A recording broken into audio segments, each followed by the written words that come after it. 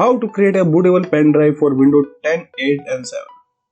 Most of the people know how to create a bootable disk by burning the ISO image, but this method has grown old.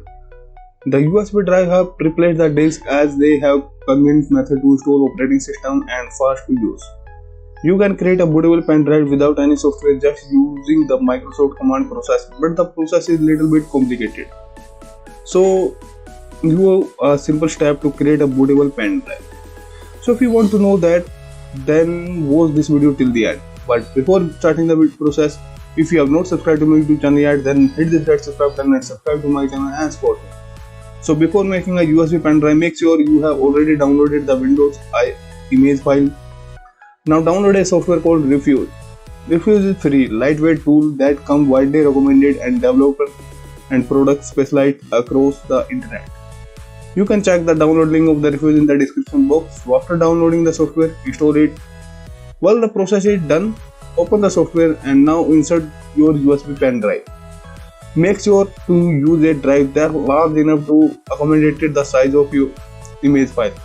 Also, if you have already have file on the drive, back them up before continuing. This process will erase everything on it. Select your USB drive from the device menu. It's at the top of the Refuse window. Now select your window image file. To do this, click the select button to right of the check mark -2 and select the ISO or image file and click open. After selecting the image file, you don't need to do anything, just click on start. Refuse will now copy the image file to the drive, which will make your drive bootable upon completion.